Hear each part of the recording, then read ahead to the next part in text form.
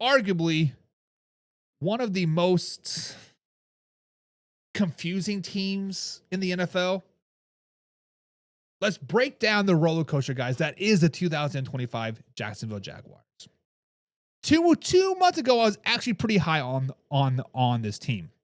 I had them as a 9-win team, largely because I expected that offense to lean on the run game, lean on Tank Bigsby.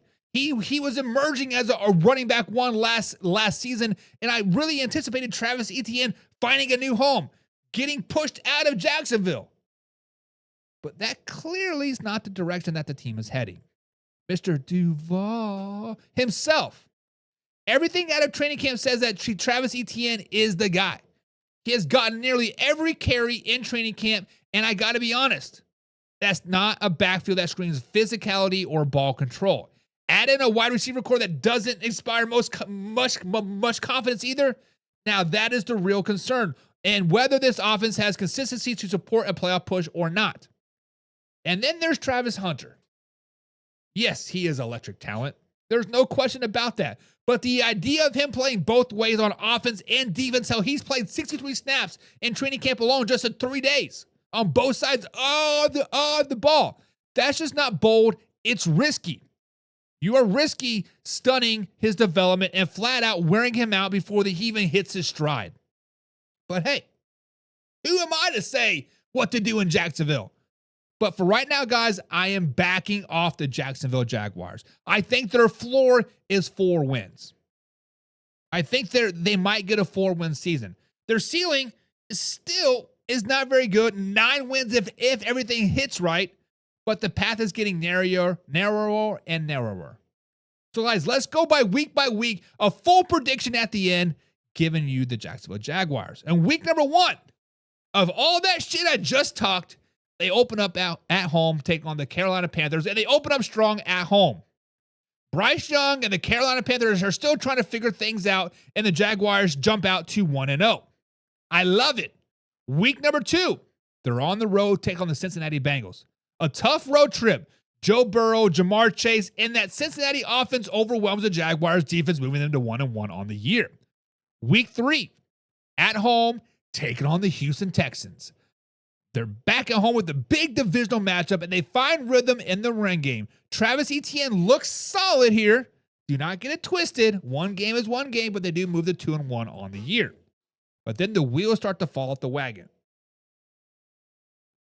Not because they're not very good, because their schedule gets pretty tough, right? Pretty tough. Week 4, they travel to the West Coast to take on the San Francisco 49ers. There's no sugarcoating this one, guys. Jacksonville Jaguars isn't built to survive a physical slugfest in San Francisco. They're going to run down their throats over and over and over again. Trevor Lawrence should probably get a haircut after this game because they're going to get burnt so bad, moving them to 2-2 on the year. Then week 5, they're back at home. Back-to-back tough matchups, taking on the Kansas City Chiefs. Patrick Mahomes outguns Trevor Lawrence in this one, dropping them to 2-3 on the year. And then week 6, it does not get any easier for them as well, because they're back at home yet again, playing the Seattle Seahawks. The Seahawks guys are loaded this year and can score from anywhere. The Jaguars just don't have the firepower to keep up, dropping into 2-4 on the year. However, week 7, they play the LA Rams. Now, if this was at Jacksonville, Rams all day long. If this was at LA, Rams all day long. But they're playing across the pond. They're playing in UK, the neutral site in London, where Jacksonville Jaguars always play well. Matter of fact, they have a winning record over the pond. They steal this one from the LA Rams, moving them to 3-4 on the year. Coming back in week 8 is their bye week. Nice and relaxed, but hey, relax is what they don't want. They need to stay focused. In week 9, they lose focus when they travel to Vegas to take on the Las Vegas Raiders. A trap game coming off the bye. Cross-country trip and a physical Raiders defense gets the better of them, dropping them to 3-5 on the year. Week 10, back on the road yet again. Take on the Houston Texans. And the Houston gets revenge at home. CJ Stroud makes plays, and the Jacksonville Jaguars fall to 3-6 on the year. It's a tough sledding, baby. But week 11, they're back at home. And this feels like a desperation game in my eyes. The Jacksonville Jaguars fight hard and pull one out versus the LA Chargers, moving them back up to 4-6 on the year. Week 12, they travel back to the West Coast in Phoenix, Arizona to take on the Cardinals.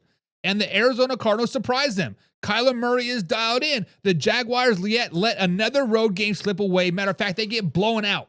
They lose by 40 in this game, dropping into 4-7. Week 13, they're back on the road yet again, taking on the Tennessee Titans. Divisional game on the road, and Cam Ward is making some noise at this particular point. The Jaguars stumble, moving them to 4-8 on the year.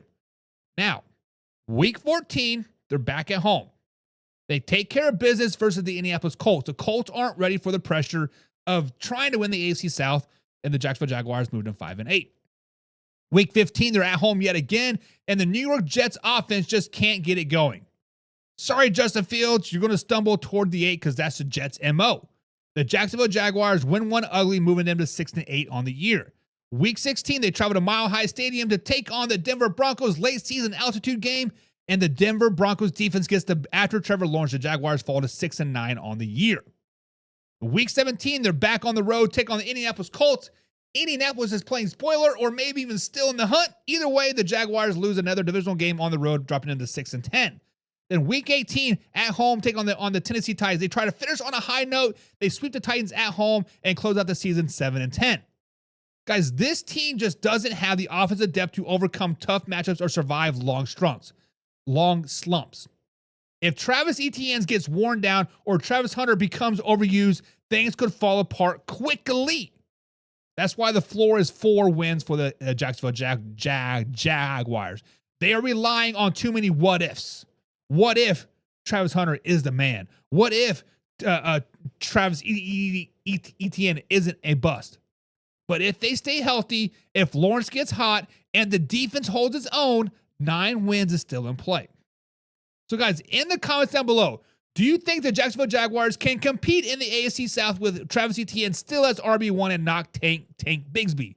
Or should they just hand the keys over to Tank by now? That's the question. Guys, subscribe, hit the like button. Remember, we're live Monday through Friday, 9 p.m. East Coast time, right here at youtube.com/manhour. Now, this is a live interactive show, so comment down below. Let's get your thoughts and comments. Alpha Rob says 8-9. They have talent. They just can't put it together. Lawrence should be under pressure to perform. If he doesn't, it's time to move on. Alpha Rob, you are exactly right. In hindsight, the Jaguars got a new GM. They got a new coach, baby. Neither of them are Trevor Lawrence's guy. I forgot the coach's name. Lehman Cohen, right? He is not Trevor Lawrence. He did not draft Trevor Lawrence. Trevor Lawrence has to be on a short leash. Trevor Lawrence has to be like, hey, it's time to shit or get off the pot. It's time to put up or shut up, right? Trevor Lawrence has to perform this season. He got paid, 3 years ago? He led the Jaguars to the playoffs. Had a 28-point lead in the playoffs. Hasn't done shit since. Have they had a winning season since then? Trevor Lawrence is on the hot seat, 100%. Mellow Mike says, please, Trevor Lawrence always has been overrated. Jaguars win 9 games, still too short. Listen, Mellow Mike, if Jaguars win 9 games, they're winning the division. And when they win the division, Trevor Lawrence is probably going to get yet another contract. So he is definitely overrated. Got paid way too early. Hasn't done shit since he's been paid. So as a Houston fan, you hope for 9 wins.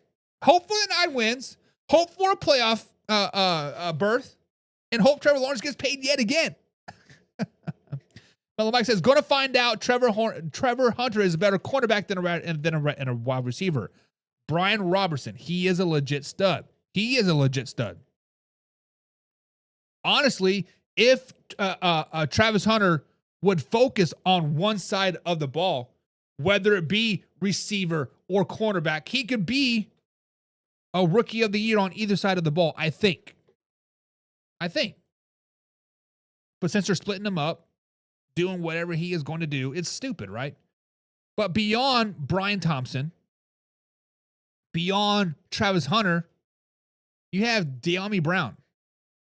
He was okay in Commanders during the playoffs, but before the regular season, he was shit. Other than that, I don't know anybody on the Jacksonville Jaguars wide receiver core. I don't know their tight end. Yeah, they still have Eric Armstead on the defense. They got Josh Hines Allen, right? They have Darnell Savage, but really, these are all middle of the road players. I'm not saying they're bad because obviously they're in the NFL. They are good.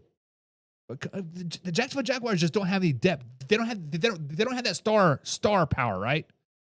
Travis Hunter could be the star power at some point, but I just don't see it. Mellow Mike says the Texans winning the division with 11 and 12 wins, including putting the belt to the Chiefs' ass. Man, don't get it twisted. Don't get it twisted.